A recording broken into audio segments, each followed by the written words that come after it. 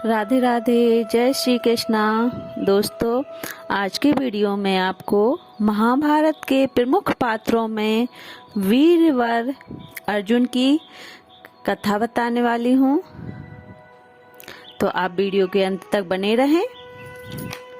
वीरवर अर्जुन इंद्र के अंश से उत्पन्न महावीर अर्जुन वीरता, स्फूर्ति, तेज एवं अस्त्र संचालन में अद्वितीय थे।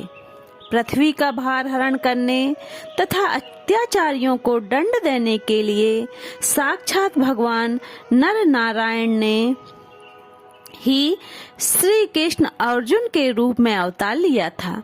यद्यपि समस्त पांडव श्री कृष्ण के भक्त थे, किंतु अर्जुन तो भगवान श्याम सुंदर के अभिन्न सखा तथा उनके प्राण ही थे। वीरवर अर्जुन ने अकेले ही ध्रुपद को परास्त करके तथा उन्हें लाकर गुरु द्रोणाचार्य के चरणों में डाल दिया था। इस प्रकार गुरु के इच्छानुसार गुरु दक्षिणा चुका कर उन्होंने संसार को अपने अद्वितीय युद्ध कौशल का प्रथम परिचय दिया। अपने तप और पराक्रम से इन्होंने भगवान शंकर को प्रसन्न करके पशुपास्त्र प्राप्त किया। दूसरे लोकपालों ने भी प्रसन्न होकर इन्हें अपने अपने दिव्यास्त्र दिए। देवराज के बुलाने पर ये स्वर्ग गए तथा अनेक देव विरोधी शस्त्रों का दमन किया। स्वर्ग की सर्वश्रेष्ठ अप्सरा उर्वशी के प्रस्ताव को ठुकराकर इन्होंने इंद्र संयम का परिचय दिया। अंत में उर्वशी ने रुष्ट होकर इनको 1 वर्ष तक नपुंसक रहने का श्राप दे दिया। महाभारत के युद्ध में रण निमंत्रण के अवसर पर भगवान श्री कृष्ण ने दुर्योधन से कहा कि एक ओर मेरी नारायणी सेना रहेगी तथा दूसरी ओर मैं निशस्त्र होकर स्वयं रहूंगा। भले ही आप पहले आए हैं, किंतु मैंने अर्जुन को पहले देखा है। वैसे भी आपसे आयु में ये छोटे हैं, अतः इन्हें मांगने का अवसर पहले मिलना चाहिए। भगवान के इस कथन पर अर्जुन ने कहा, प्रभु, मैं तो केवल आपको चाहता हूँ। आपको छोड़कर मुझे तीनों लोगों का राज्य भी नहीं चाहिए। आप शस्त्र लें या ना लें, पांडवों के एकमात्र आश्रय तो आप ही हैं। अर्जुन की इसी भक्ति और निर्भरता ने भगवान श्री कृष्ण को उनका सारथी बनने पर विवश कर दिया। यही कारण था कि तत्ववेत्ता ऋषियों को छोड़कर श्री कृष्ण ने केवल अर्जुन को ही गीता के महान ज्ञान का उपदेश दिया।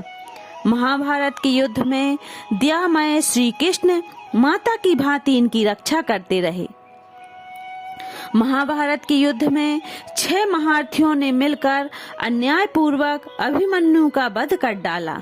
अभिमन्यु की मृत्यु का मुख्य कारण जयद्रथ को जानकर दूसरे दिन सूर्यास्त के पूर्व अर्जुन ने उसका वध करने का प्रण किया। वध न कर पाने पर स्वयं अग्नि में आत्मदाह करने की उन्होंने पूरी प्रतिज्ञा भी की।